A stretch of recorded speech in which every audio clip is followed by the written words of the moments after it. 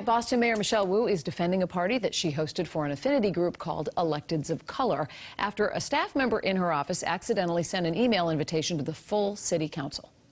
This has been a long-standing tradition. It was my turn to host. It's happened every single year, and also multiple other parties that everyone has been invited to. So, for example, Monday we're hosting the holiday party that the city hosts every single year, and inviting all of the city council, the state legislature, all of our elected officials, along with our cabinet, just to thank everyone and celebrate for the holidays. So there are many, many invitations out there.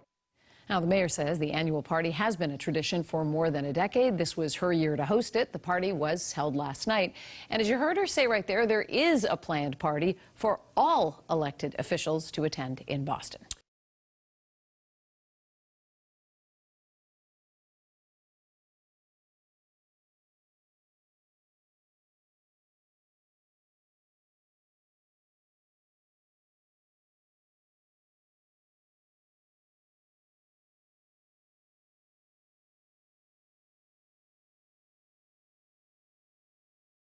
Guys, so in woke news today, right? I mean, it seems like this is every day. Academia takes it up to another level. They kick it up to another level as Columbia University to offer 6 graduation ceremonies segregated by race, sexuality, and income level. Okay? Whew. This sounds like a headline from the 1920s Jim Crow era. Okay, now somebody tell me if I'm wrong, right? If I'm wrong about this, somebody tell me. Harvard is now have graduations for black only graduates, Hispanic only graduates, and gay only graduates. How does that bring us together as opposed to dividing us based on color, creed, and all the other things? There are few scenes that are more inspiring than being... I'm sorry. Is it okay to segregate people based on their color? Yes or no? I oppose segregation. Okay. But she didn't answer your question, Congressman. No, because they are segregating people. Keep in mind, we are raising a group of kids that truly hate each other. I've never seen anything like this, where black Americans are now segregating themselves because they do not feel comfortable around white people. They're told not to be. They're not comfortable around Jewish people.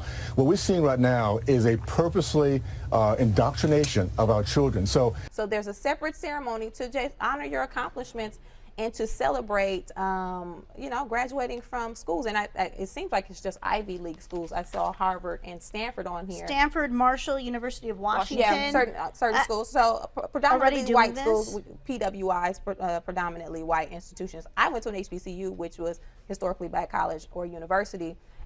Most of them are in the South, and they were created during a time when black people weren't allowed to go to school. So we had to find means to educate ourselves. So we created institutions, and as the years went on in America with segregation and different things, black people still weren't able to get into schools that were predominantly white. So these institutions are still in place. As a matter of fact, HBCUs graduate the most black PhDs in the country. So they're needed, they're necessary. And I don't disagree. I think that this could be a really wonderful thing. I didn't realize that there were certain traditions that couldn't be exposed necessarily at most ceremonies, most graduation ceremonies, and that they would have to be reserved for a separate thing. To avoid the conversation of something like this turning into the African community is segregating themselves by doing something like this. They are asking for division. They are creating division by doing something like this. To avoid that, should we allow those cultures and traditions to happen in the bigger ceremony? And so everybody can see that this is something that we are going to see your culture as part of the big event that everyone's allowed, rather than saying, don't put it in the big one, have another one.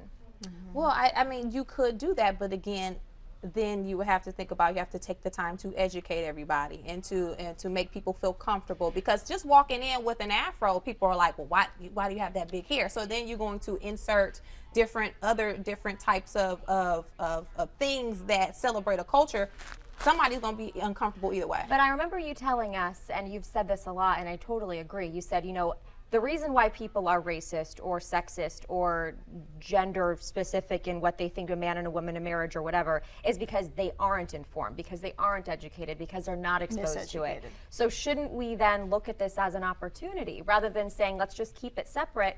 Why don't we start having those conversations about, all right, so let's educate everyone? Well, I think, but again, there's a quote that I see often, and it says, it's not the job of the oppressed to educate the oppressor.